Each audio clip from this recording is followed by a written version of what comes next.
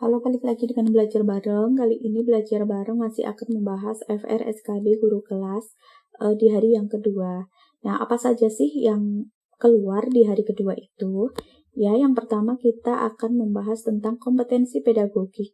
Jadi di pedagogik itu yang keluar yang pertama itu adalah apersepsi. Apa sih apersepsi itu? Jadi apersepsi itu merupakan bagian dari kegiatan pendahuluan pembelajaran dalam RPP ya. Tujuan dari apersepsi adalah untuk memotivasi siswa, menarik perhatian dan minat siswa sebelum memasuki materi pembelajaran. Bentuk apersepsi itu bermacam-macam. Ada pembahasan materi sebelumnya, menayangkan video maupun foto, bisa bercerita, bisa game, bisa TTS maupun pertanyaan yang memancing rasa ingin tahu.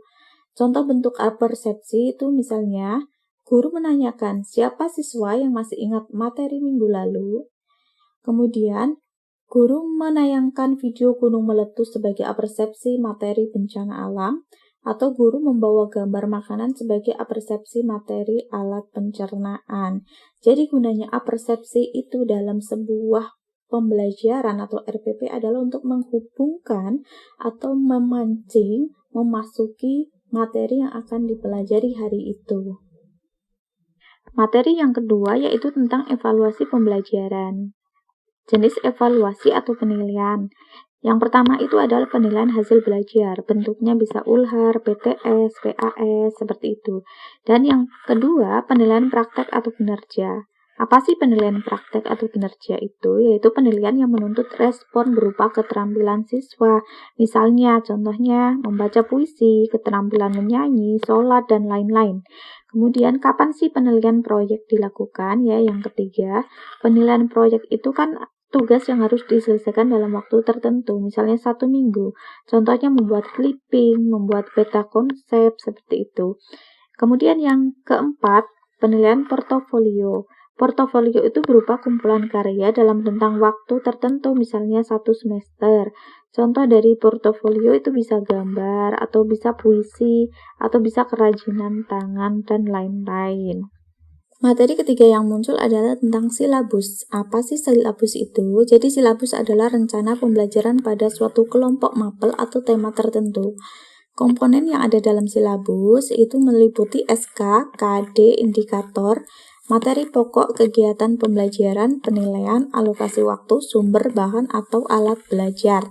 Nah, dalam pengembangan silabus ini memegang beberapa prinsip, diantaranya yang pertama ya, prinsip ilmiah. Apa sih prinsip ilmiahnya? Artinya benar dan dapat dipertanggungjawabkan secara keilmuan. Jadi isi silabus itu harus benar dan dapat dipertanggungjawabkan secara keilmuan. Kemudian prinsip yang kedua adalah relevan. Apa sih relevan? Jadi cakupan, kedalaman, tingkat kesukaran, dan urutan sesuai dengan perkembangan peserta didik baik secara kognitif maupun afektifnya ya. Jadi kalau misalnya silabus SD tentunya disesuaikan dengan perkembangan si peserta didik SD, seperti itu. Kemudian, prinsip yang ketiga itu adalah sistematis. Apa sih sistematis? Jadi, komponen dari silabus itu harus berhubungan secara fungsional, membentuk suatu fungsi tertentu, seperti itu. Kemudian, yang keempat itu adalah konsisten. Apa sih konsisten? Jadi hubungan ajek antar komponen ya, antara SK sampai dengan alat belajar itu hubungannya ajek konsisten. Kemudian yang kelima adalah memadai. Memadai maksudnya apa? Jadi indikator materi penilaian itu menunjang keberhasilan KD. Jadi KD yang akan dicapai itu harus ditunjang oleh yang namanya indikator materi pelajaran maupun jenis penilaian. Kemudian yang keenam itu adalah aktual dan kontekstual. Cakupan indikator, materi, pengalaman belajar, sumber belajar mutakhir dalam kehidupan nyata. Contohnya ya, di saat seperti ini kita menggunakan sumber belajar berupa internet. Itu merupakan contoh kemutakhiran dalam kehidupan nyata. Kemudian yang ketujuh yaitu fleksibel. Jadi silabus itu secara keseluruhan komponennya itu harus bisa dikembangkan untuk mengakomodasi keragaman peserta didik, pendidik, serta perubahan yang terjadi di sekolah dan masyarakat. Jadi fleksibel, bisa dirubah seiring dengan perubahan dan perkembangan yang terjadi di sekolah maupun masyarakat, sesuai dengan kebutuhan. Dan yang terakhir yaitu prinsip menyeluruh. Apa sih prinsip menyeluruh? Komponen silabus mencakup seluruh ranah kompetensi. Ranah kompetensi itu apa saja ya? Itu kan kognitif ya, kognitif, kemudian afektif, kemudian yang terakhir adalah psikomotorik. Jadi untuk mengembangkan ranah kognitif, afektif, dan psikomotorik secara menyeluruh. Materi yang keempat masih tentang pengayaan ya. Ini sering banget muncul. Pengayaan itu apa sih sebenarnya ya? Jadi pengayaan itu merupakan tindak lanjut atau follow up untuk siswa-siswa yang sudah memenuhi KKM, misalnya seperti itu. Misalnya diberikan apa? Materi yang lebih dalam, materi yang lebih dalam, atau tugas tertentu. Nah, yang kelima yaitu masih tentang kesulitan belajar. Kesulitan belajar kan ada kesulitan akademik dan lain sebagainya ya. Sudah dibahas di beberapa video sebelumnya, bisa dibuka. Kemudian yang keenam itu adalah promes dan prota, kemarin masih sudah dibahas pula. Ini masih keluar. Promes dan prota itu tentang program-program dan alokasi waktu. Kemudian yang ketujuh tentang RPP yang mengandung HOTS. Ya, ini bisa ditilik dari kegiatan pembelajarannya menggunakan kata kerja operasional yang HOTS. Kemudian yang kedelapan, prinsip penyusunan soal, ini masih juga keluar seperti yang kemarin. Kemudian prinsip penyusunan soal itu apa saja? Yang pertama itu ada menentukan secara jelas apa yang akan dinilai, ranah apa yang akan dinilai.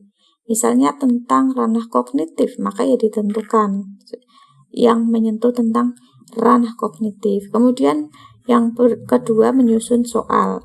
Yang ketiga menentukan kriteria penguasaan hal yang dinilai. Misalnya yang dinilai harus bisa membaca dengan lancar tanpa berhenti, seperti itu harus ditentukan.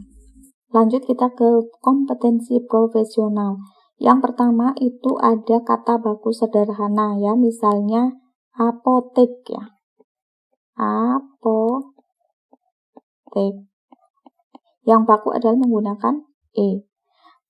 Kemudian yang kedua yaitu tentang tema, latar, waktu, tempat sebuah cerita. Jadi di sini kita disuruh menentukan tema dari sebuah paragraf atau di sebuah cerita, kemudian latarnya atau waktunya atau tempat kejadian sebuah cerita, seperti itu.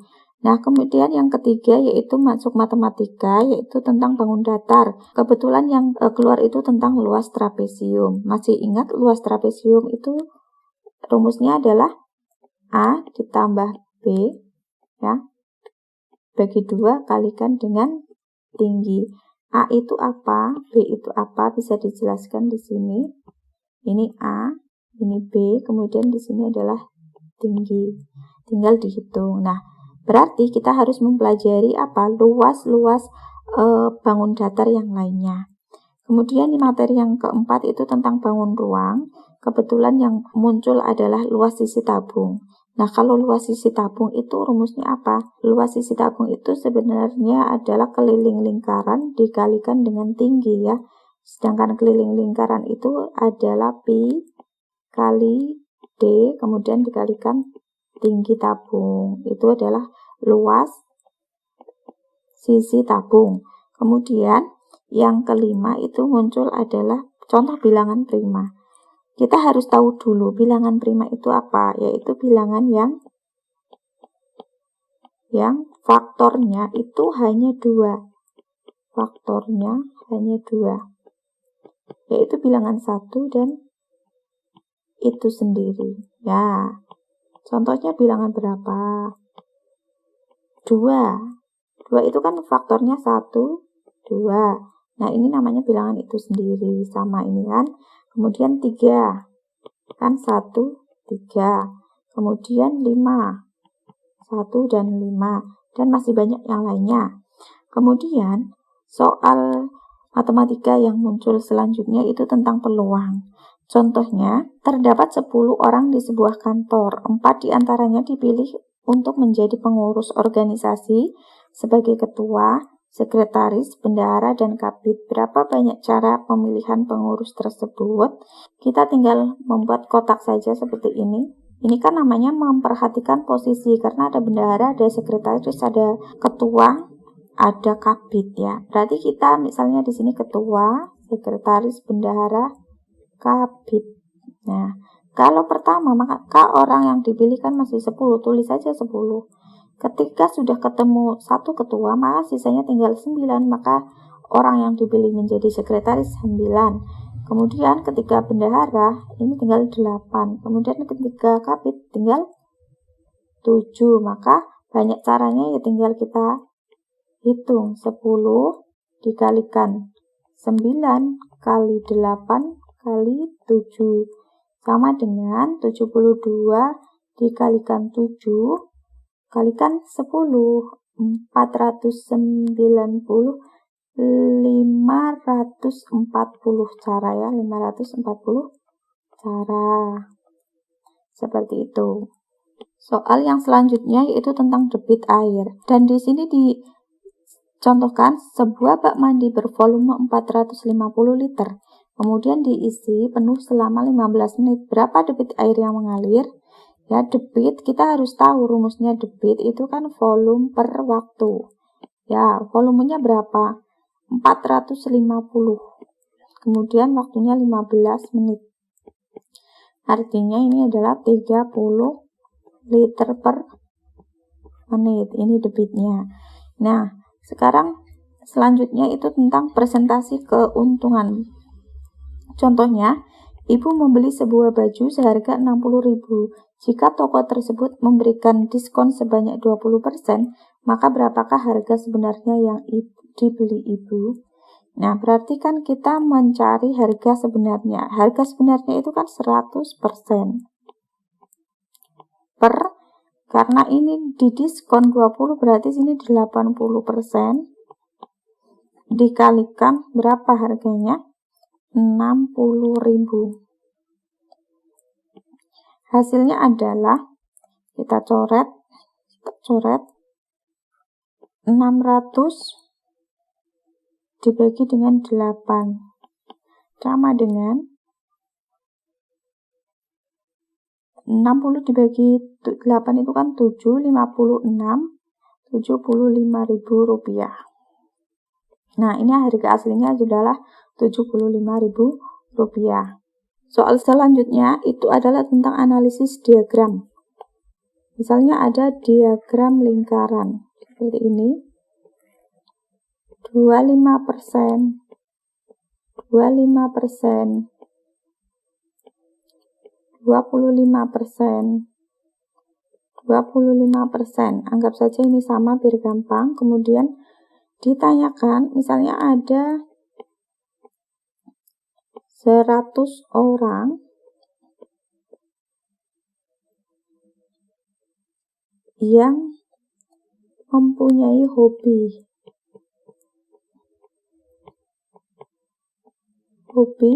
seperti diagram di samping.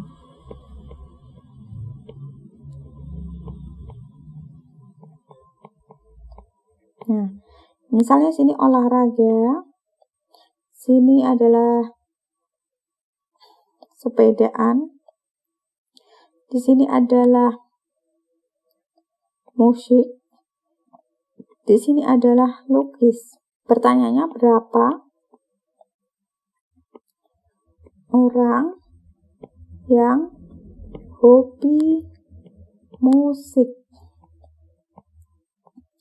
Nah, berapa orang? Kita lihat diagramnya. 25% per 100% dikalikan 100. Artinya ada 25 orang. Materi selanjutnya yang ke-10 yaitu tentang waktu berpapasan. Nah, waktu berpapasan ini dibedakan menjadi 2 waktunya. Waktu sama, nanti rumusnya adalah jarak dibagi dengan kecepatan 1 ditambah kecepatan 2. Ini waktu yang sama, itu waktu berpapasannya, rumusnya seperti ini. Nah, kemudian waktu papasan yang beda waktu. Itu rumusnya adalah jarak dikurangi selisih jarak, kemudian dibagi dengan K1, kecepatan 1 ditambah kecepatan 2. Itu seperti itu. Nah, sekarang yang ke-11 yaitu materinya tentang eliminasi dan substitusi. Contohnya di sini Ani membeli 2 mangga dan 3 jeruk seharga 19.000. Rita membeli 5 mangga dan 1 jeruk harganya 28.000. Berapakah harga 1 mangga dan 1 jeruk? Ini adalah menggunakan substitusi dan eliminasi. Misal mangga itu adalah M, berarti kan 2M ditambah 3J sama dengan 19.000. Sedangkan 5M ditambah 1J sama dengan 28.000. Nah, kita akan mengeliminasi salah satu dari variabel. Misalnya yang kita hilangkan adalah J, berarti kan sini dikalikan 1, sini kalikan 3 ya.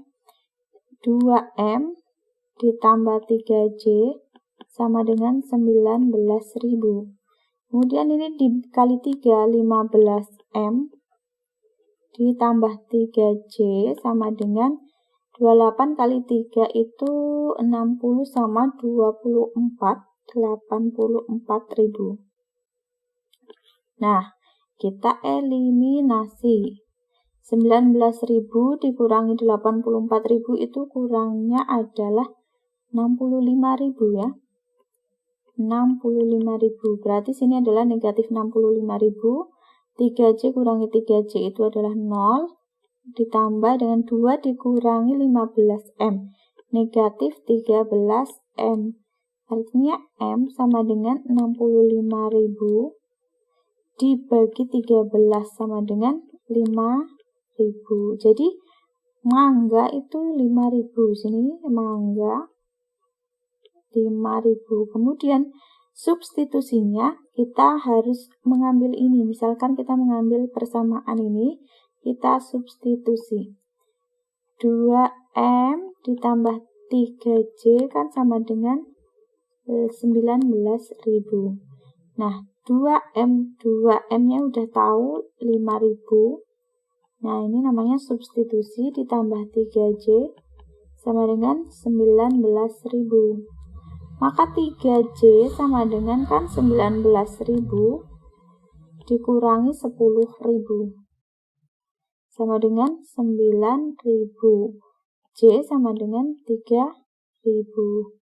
Maka harga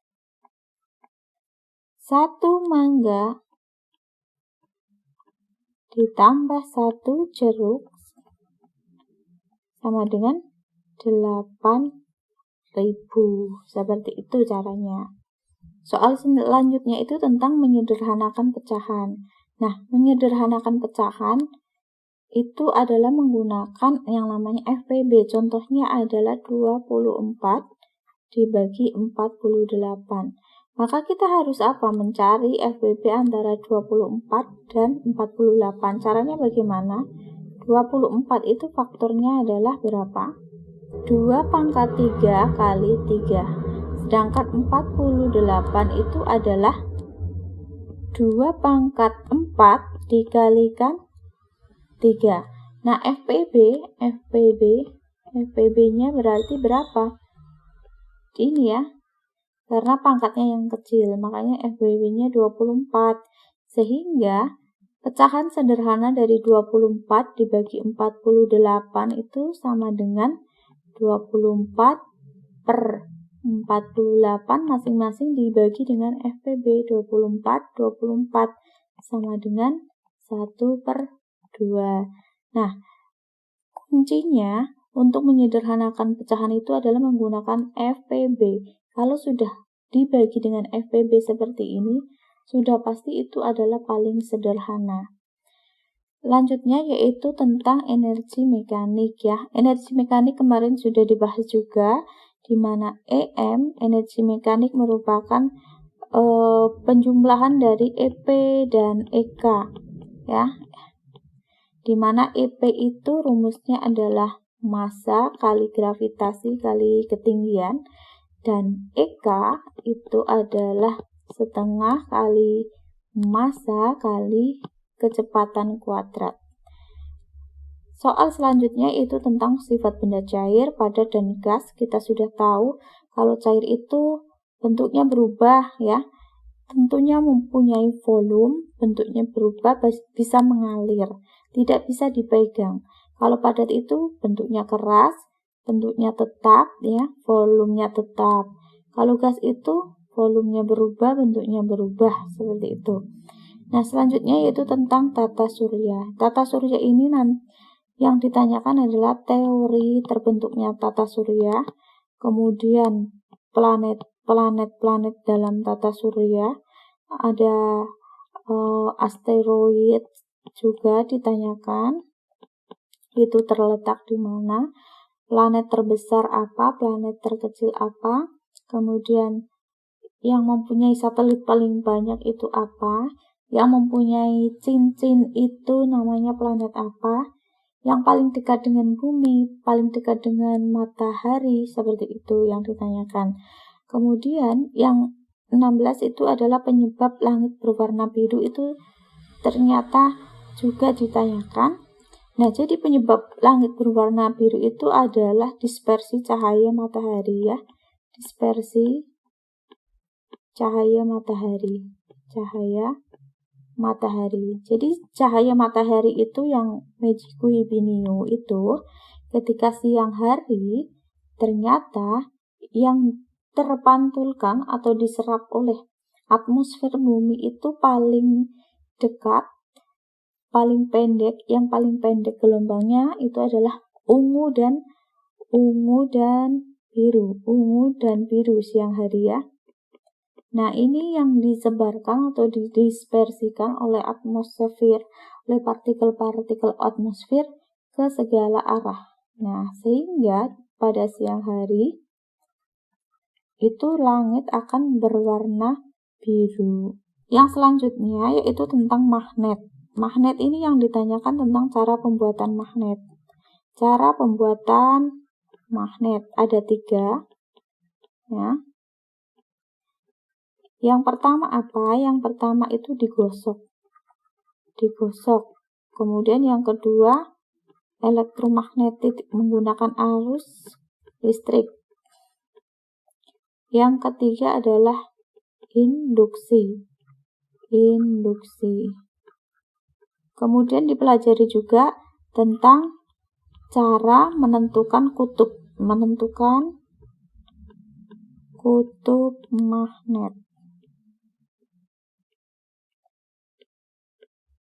Nah, seperti itu ya teman-teman pembahasan FR/SKB kali ini. Semoga bermanfaat. Jangan lupa klik like, share, and subscribe. Terima kasih.